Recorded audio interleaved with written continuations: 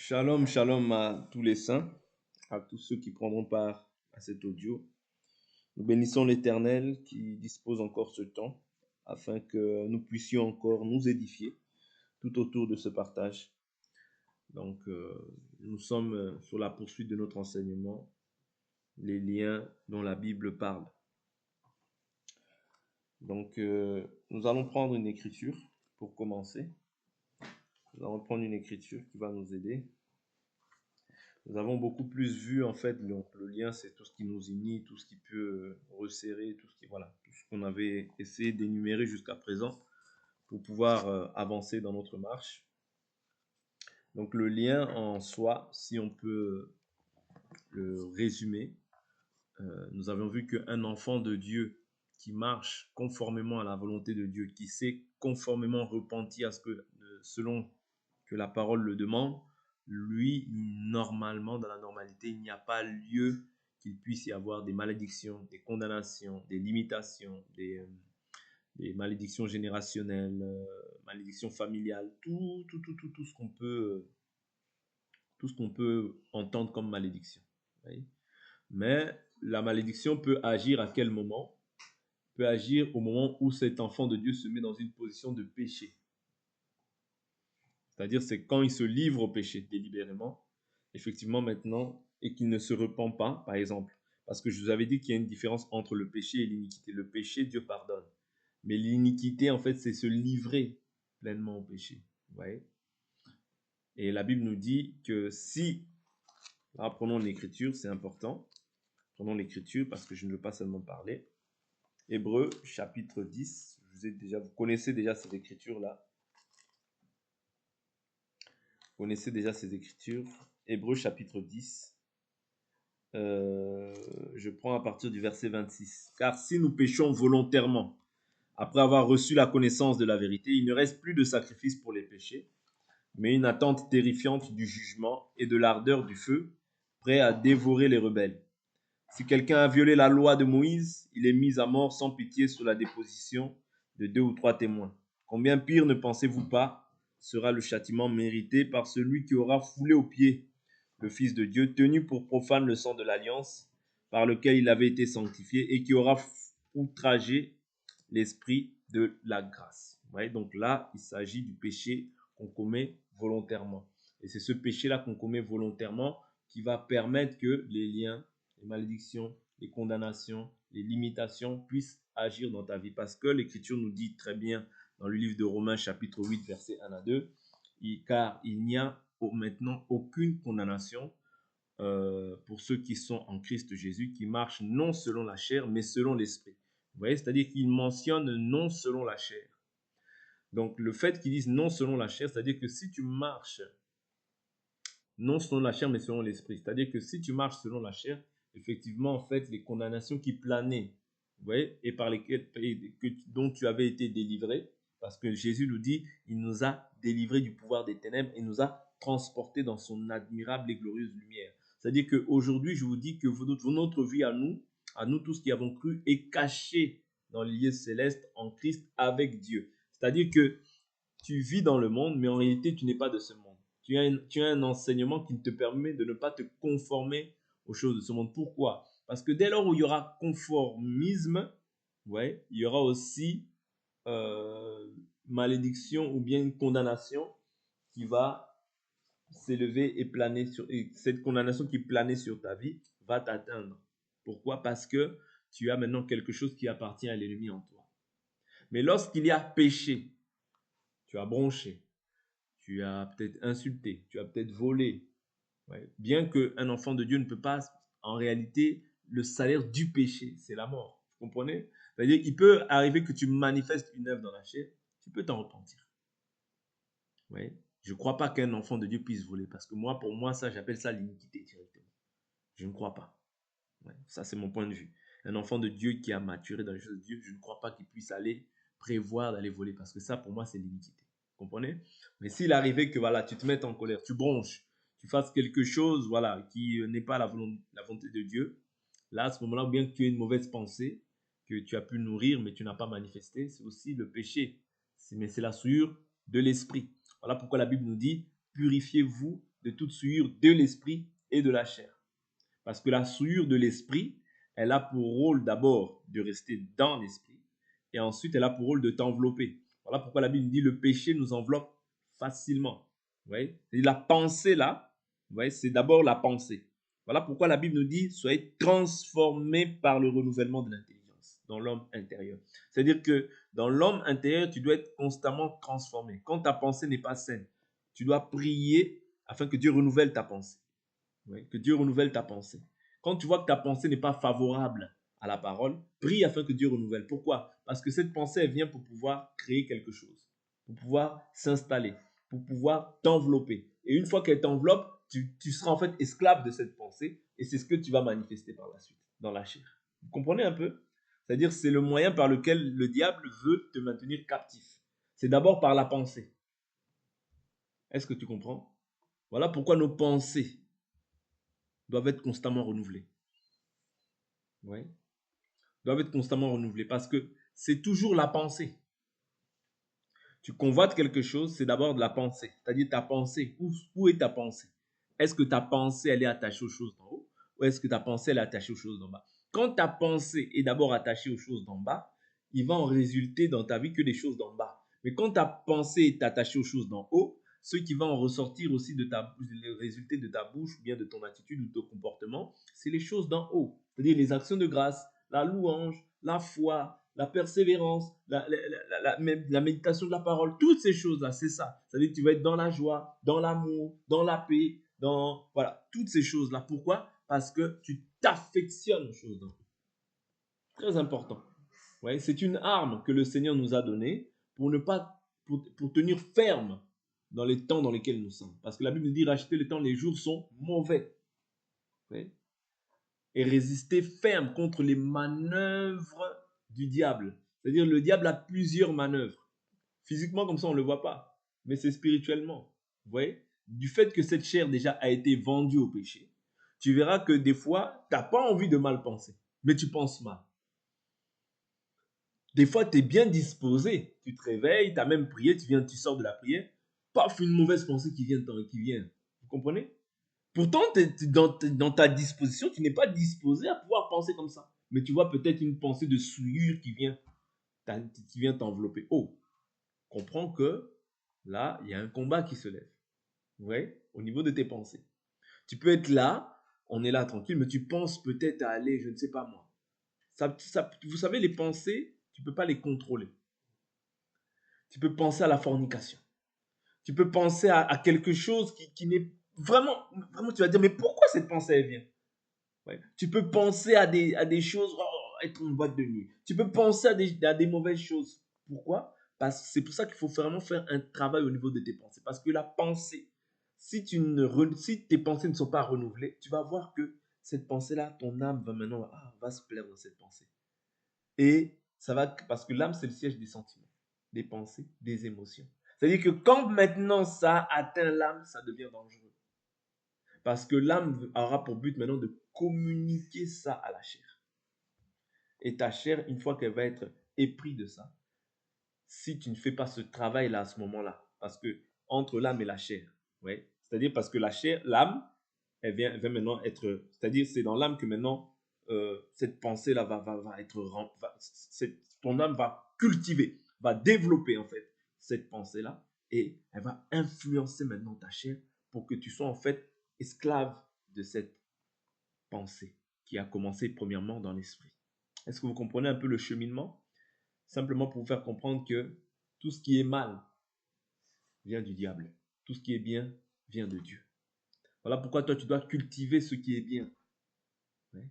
C'est en cela que Jean nous dit, n'imite pas le mal, mais imite le bien. Celui qui imite le mal n'a pas vu Dieu. Celui qui imite le bien a vu Dieu. Voilà pourquoi tu dois t'efforcer à nourrir le bien, à cultiver le bien dans ta vie. Oui. Quand tu imites le mal, en fait, tu imites le diable. Et en imitant le diable, tu vas être esclave de cette pensée. De même que le rôle de cette parole, c'est pour que tu deviennes esclave de Christ. Oui. Et Christ, c'est le bien. Parce que Christ, c'est Dieu.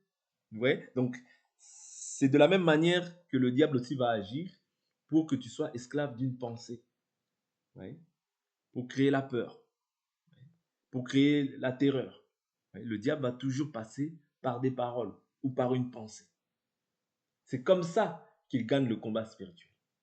Voilà pourquoi il faut impérativement que la parole du Christ habite en nous en abondance. Parce que quand elle habite en nous en abondance, ça te permet de pouvoir dire arrière de moi Satan. Cette pensée n'est pas de Dieu, mais celle des hommes. Vous comprenez? C'est ça le rôle de la parole. De contrecarrer en fait toutes les manœuvres et tous les plans du diable dans ta vie. Parce que l'unique raison pour laquelle il vient, c'est pour que tu reviennes, en fait, que tu sois captive. Souvenez-vous, Pharaon a relâché Israël. Mais quand Israël est parti, il s'est dit, ah, je n'aurai plus les services d'Israël. Vous comprenez? Parce qu'il travaillait très bien. Mais lorsqu'il s'est rendu compte de cela, il les a poursuivis. C'est ce que le diable fait dans la vie de chacun d'entre nous. Vous voyez? Parce que Pharaon, c'était le roi d'Égypte, c'est l'image du diable. Vous voyez? Donc c'est ce qu'est aujourd'hui aussi, c'est le même travail que le diable fait. Il ne change pas. Mais il y a plusieurs manœuvres qu'il essaie de faire, simplement pour te déstabiliser, simplement pour que tu puisses pas mettre foi en ce que Dieu a dit, simplement pour pouvoir te ramener en fait en esclavagisme. C'est tout. C'est la seule raison. Ouais. La seule raison pour laquelle le diable permet que tu penses mal, permet que tu aies des sentiments peut-être d'animosité, de querelle, c'est simplement pour te rendre esclave de cette pensée. Une fois que tu es esclave, n'oubliez pas, Lucifer était au ciel. Il connaît les lois du ciel. Il sait que quand tu pêches, tu n'es plus agréable au Seigneur. Le diable connaît la parole. Ésaïe 59, le diable, tu ne vas pas lui apprendre. Il connaît ça. Ouais. Non, la main de l'Éternel n'est pas courte pour sauver, mais ce sont vos péchés qui vous allez l'éloigner de moi. C'est-à-dire qu'il sait que lui, il doit te mettre d'abord dans une... Pour pouvoir t'avoir, c'est quoi? Il doit te mettre d'abord dans une position de péché. Une fois maintenant que toi, tu as péché, il sait que c'est bon, il a quelque chose qui est à moi. Vous comprenez? Il a quelque chose qui m'appartient. Dieu ne peut plus lui être... Il ne peut plus être agréable à Dieu. Pourquoi? Parce qu'il a mordu à l'hameçon. Si on peut dire ça ainsi. Ouais, il a mordu à l'hameçon. Donc là, je sais que du fait qu'il a accepté ça, c'est fini. Je peux maintenant porter atteinte à sa vie et facilement, c'est-à-dire Dieu ne peut pas intervenir dans ce cas-là. Pourquoi? Parce que c'est des lois spirituelles. Quand tu pêches, Dieu s'éloigne. Quand tu te repens, Dieu revient. Dieu est là, il pardonne ton péché. Vous comprenez? C'est-à-dire que quand tu as les vêtements sales, le diable va t'accuser. Voici Josué le sacrificateur. Vous voyez? Josué le sacrificateur. Vous voyez cette écriture, non? Lorsque le diable, dans Zacharie chapitre 3, lorsque le diable accusait Josué le sacrificateur parce qu'il avait les vêtements sales. Les vêtements sales symbolisent le péché. Mais qu'est-ce qui a été fait? L'ange a dit que l'Éternel te réprime, Satan, que l'Éternel te réprime. Lui qui a fixé ses regards sur Jérusalem. N'est-ce pas là un tisson arraché au feu? C'est-à-dire que nous tous tels que nous sommes des tissons arrachés au feu. Nous avons été arrachés du feu. Ouais. Voilà pourquoi il faut conserver ta position. Si tu ne veux pas subir les liens, si tu ne veux pas subir les malédictions, si tu ne veux pas subir les condamnations, il faut conserver ta position d'enfant de Dieu. Autrement dit, conserver l'enseignement pour ne pas en fait céder aux caprices de la chair. Parce que le diable réside dans la chair. Parce que Dieu a condamné le péché dans la chair. Et le premier pécheur, c'est le diable. Ouais. Celui qui pêche dès le commencement, c'est le diable. Vous comprenez? Donc c'est très important de ne pas laisser cette chair-là, comme je vous ai dit, hein, là, tous les maux, toute la méchanceté réside dans la chair. Voilà pourquoi si tu te confies dans la chair, tu es une personne très dangereuse. Tu ne peux pas te confier dans ta chair. Oui. D'ailleurs, quand tu te confies dans la chair, tu deviens automatiquement ennemi de Dieu. Tu deviens ennemi de Dieu. Cherche pas. Il n'y a pas d'autre solution. Dieu veut détruire la chair, toi tu veux construire la chair. Dieu veut détruire la chair, mais toi tu veux construire la chair. Non. Forcément, des personnes comme ça, ils seront dans tout ce qui est lien, dans tout ce qui est demain on vient, aujourd'hui on vient, on prie pour toi, tu tombes, les démons sont chassés. Demain, tu viens encore, on prie pour toi. Les démons sont chassés. Pourquoi? Parce que tu te confies dans ta chair. Oui. En te confiant dans ta chair, tu ne verras pas Dieu. Mais en te confiant en l'Éternel, tu verras le Seigneur. Oui. L'ami par excellence, c'est le Seigneur.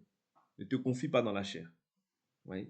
Donc c'est très important ces aspects-là que nous sommes en train de traiter. C'est la base de la foi chrétienne. Quand quelqu'un comprend ça, il a les clés de la réussite en Christ. Il a les clés de la réussite. Te confier dans la chair, c'est ça qui va entraîner tous les maux. Tous les maux. Bien sûr, la Bible nous parle de la racine de l'amour de l'argent. Mais te confier dans la chair, c'est être ennemi de Dieu. Ne te trompe pas. Ne te trompe pas. Dieu ne nous a pas donné son esprit en vain. Dieu nous a donné son esprit pour que nous nous conformions à sa volonté. Pour que nous soyons esclaves de Christ. C'est comme ça que on pouvait voir les disciples qui marchaient à Antioche. Et la Bible nous dit, ce fut pour la première fois que les disciples furent appelés chrétiens. C'était à Antioche, pourquoi? Parce qu'au travers d'eux, ils voyaient Christ. Au travers de leur comportement, ils voyaient Christ. Vous comprenez? D'où l'importance de comprendre que lorsque tu reçois le Saint-Esprit, ce n'est pas pour ressembler à une autre personne qu'à Christ. C'est pour ressembler à Christ. C'est pour être comme lui dans les épreuves, dans les combats, dans les luttes, même dans le bien. C'est pour être comme lui dans tous les aspects. Est-ce que vous comprenez? C'est très important. C'est très important parce que c'est ça qui va permettre que tu demeures debout. T'efforcer à t'examiner, voir qu'est-ce qu'il y a quelque chose encore du diable en moi. T'examiner, est-ce qu'il y a la méchanceté en moi? Est-ce que mon cœur, qu'est-ce que mon cœur médite? Parce que là où est ton cœur, c'est là où aussi est ton trésor. Le cœur doit détenir les richesses du ciel. Quand ton cœur c'est simplement éternellement attaché aux choses de la terre, tu amasses des trésors, mais pas pour le ciel. Or, un enfant de Dieu doit amasser des trésors pour le ciel. Parce que tu peux être riche sur la terre, mais pas riche pour Dieu. Et si tu t'enrichis simplement sur la terre, tu finiras, parce que la Bible dit, quand tes richesses s'accroissent, n'y mets pas ton cœur. Et même si je suis riche, fais comme si tu ne l'étais pas. Humilie-toi, c'est-à-dire devant Dieu. Continue à rester humble devant ton Dieu. Continue à adorer Dieu. Continue à le célébrer. Continue à le rendre un culte. Que rien, en fait, ne puisse prendre la place de Dieu dans ton cœur. Parce que, vous savez, c'est toujours petit à petit.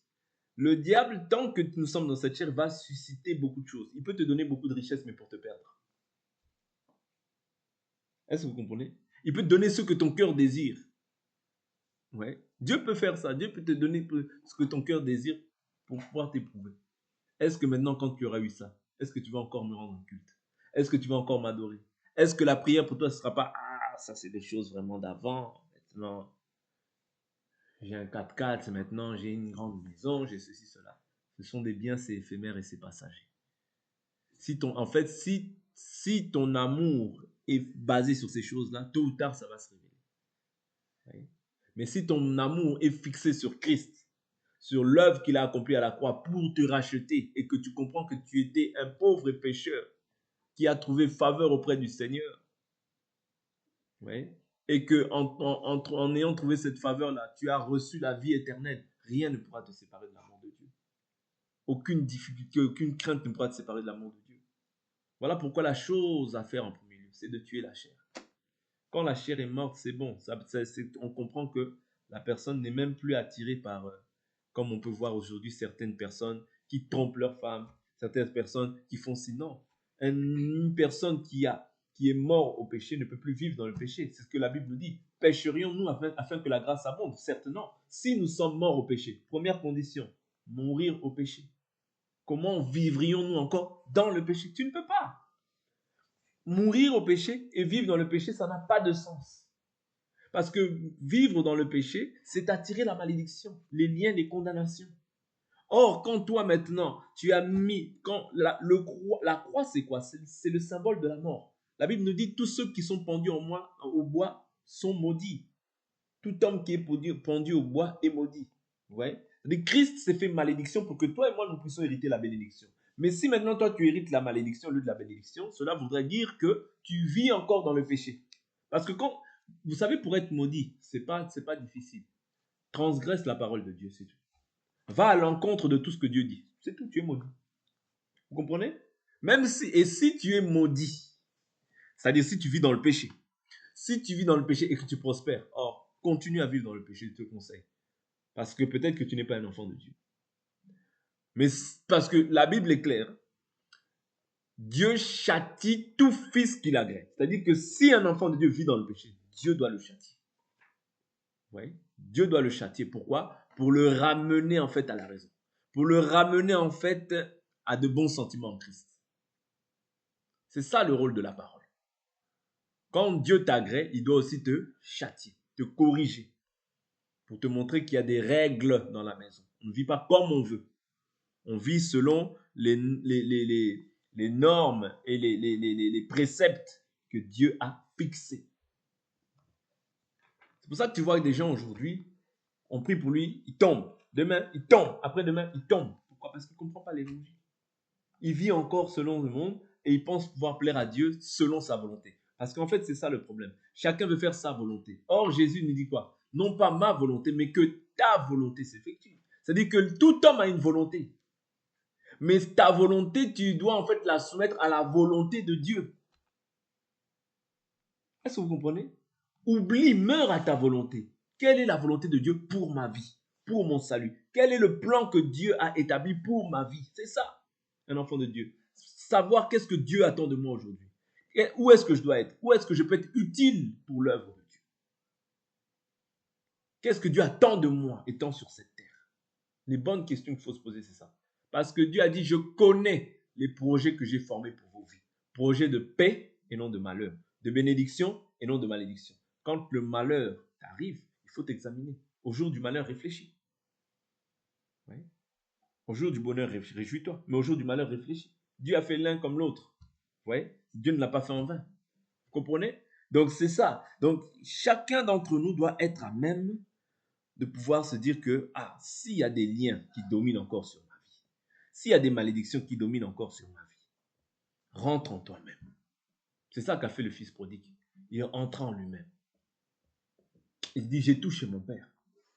Mais pourquoi il souffre? Parce qu'il s'est éloigné de la maison du père. Vous comprenez? Il s'est éloigné des règles. Il s'est éloigné des préceptes que Dieu avait établis. Mais lorsqu'il est revenu, Dieu l'a agréé. Vous comprenez? Quand tu t'éloignes de la maison, c'est là que le malheur aussi t'atteindra. Parce que l'Écriture nous dit, ton péché. L'Écriture nous dit, ton péché t'atteindra. Le péché là que tu as fait, il t'atteindra tôt ou tard.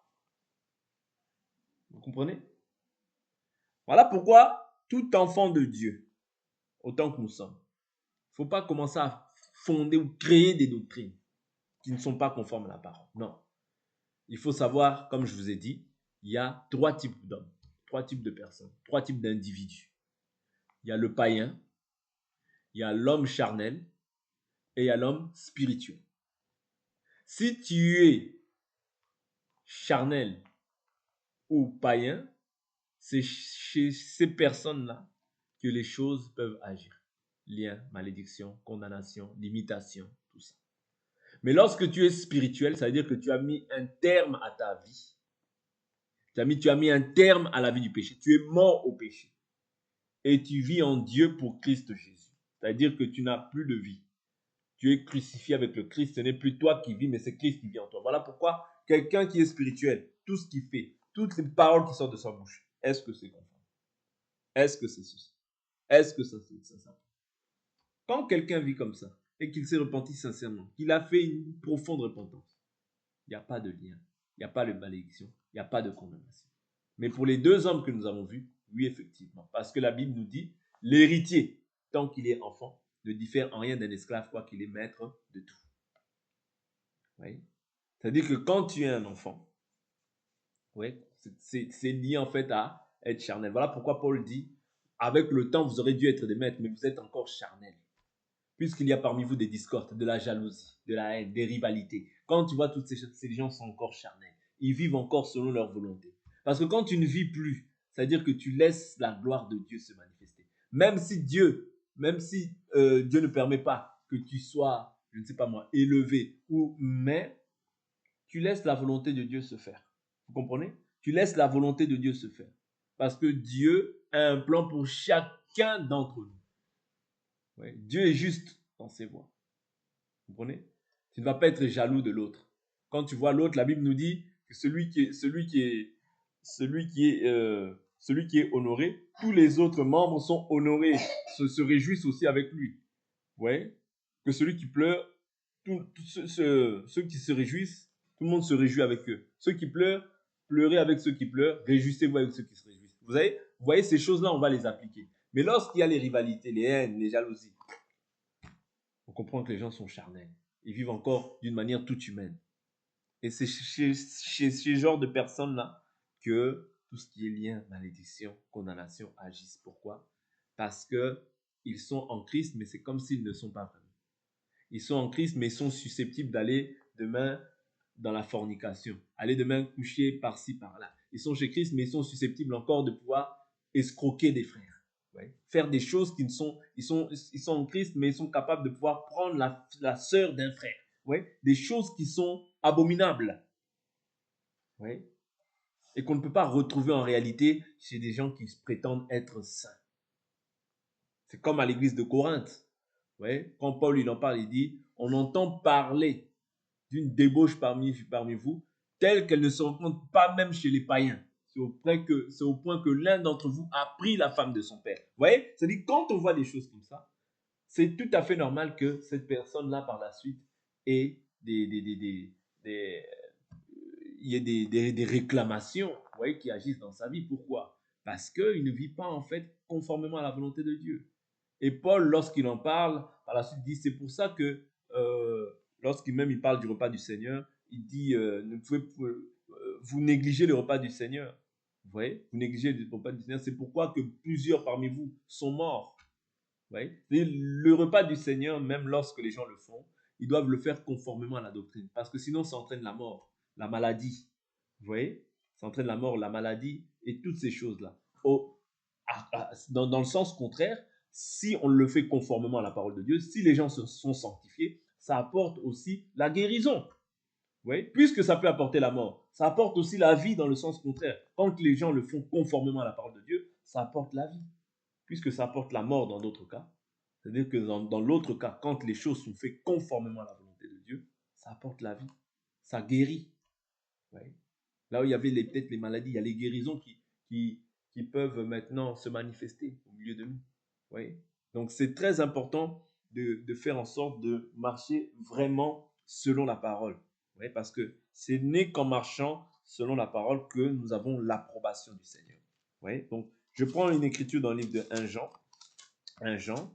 Nous avions vu Hébreux 10, là où on voit le péché volontaire.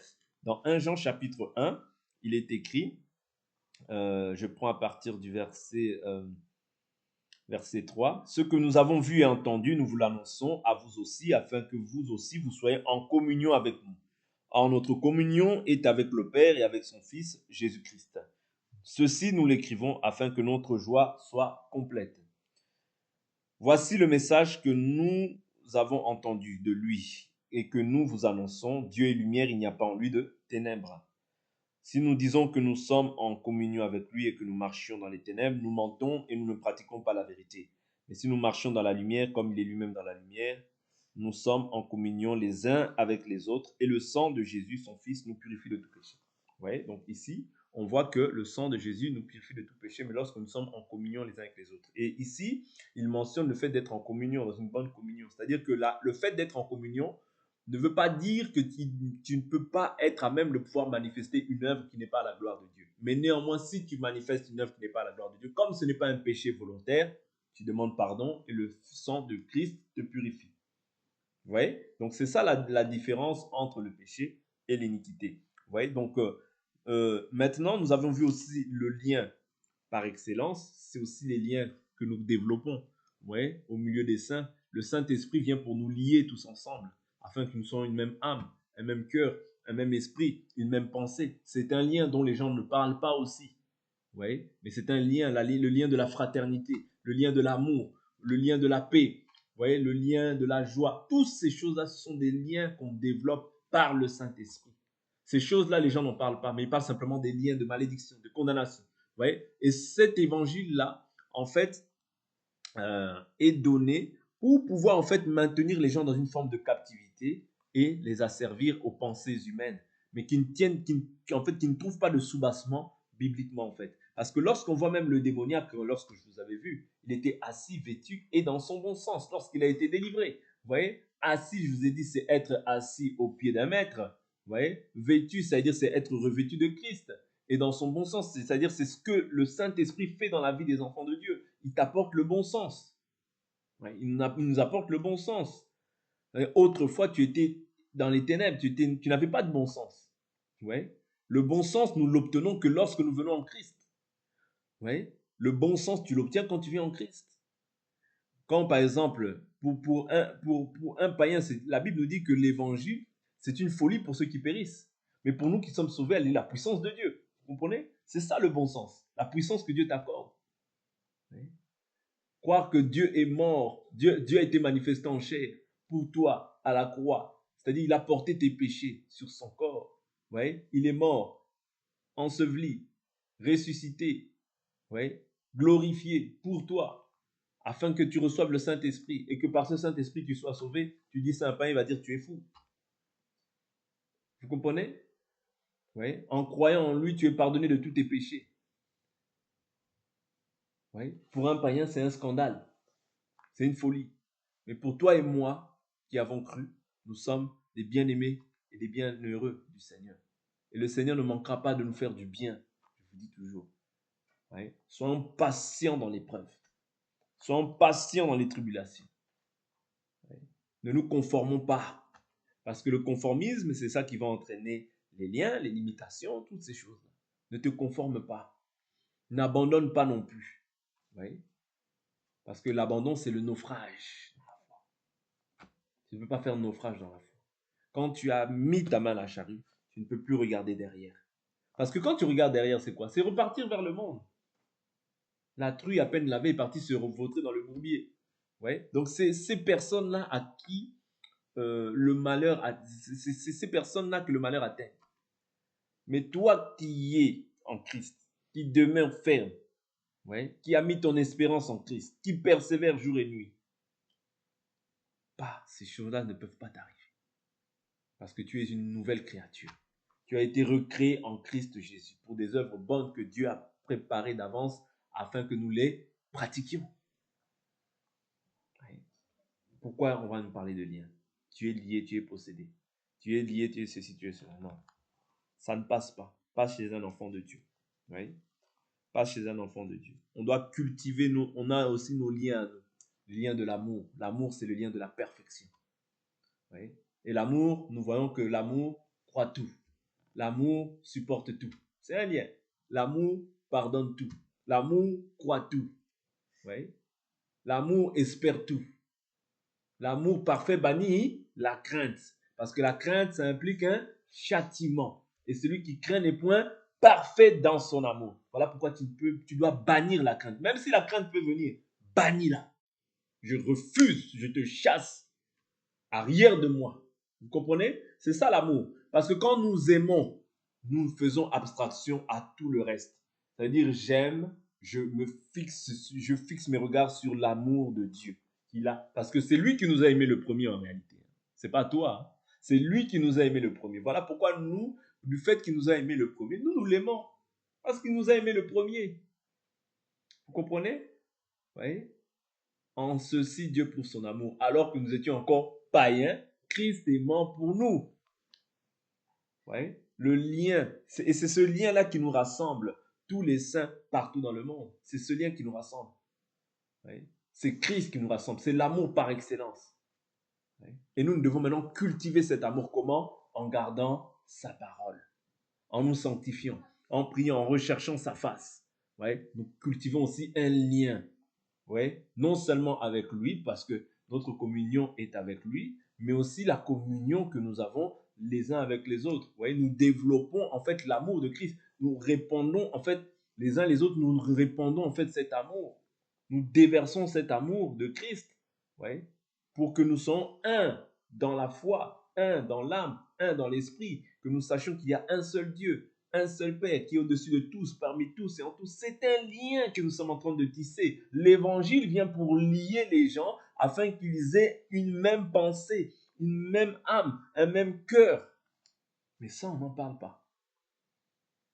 C'est dommage. C'est ça dont on devrait parler, afin que les gens comprennent qu'aujourd'hui, toi, tu n'es plus... Dieu ne peut pas faire une œuvre à moitié. Non. L'œuvre que Dieu a accomplie, elle est parfaite. Ouais, je répète, l'œuvre que Dieu a accomplie est parfaite. Il n'y a rien à ajouter. Ouais, l'œuvre de la croix se suffit à elle-même. Ouais, on ne peut pas te parler de lien, de ceci, de cela. Non, on doit te parler de l'œuvre de Christ. Qu'est-ce qu'il a accompli? Ouais, tout est de lui, par lui et pour lui. Je prends une dernière écriture, Colossiens 1, verset 13. Je l'avais dit oralement, mais je vais m'arrêter là, ce sera la dernière écriture. Il nous a délivrés du pouvoir des ténèbres et nous a transportés dans le royaume de son Fils bien-aimé, en qui nous avons reçu la rédemption. La rédemption, c'est le rachat. Colossiens 1, verset 13.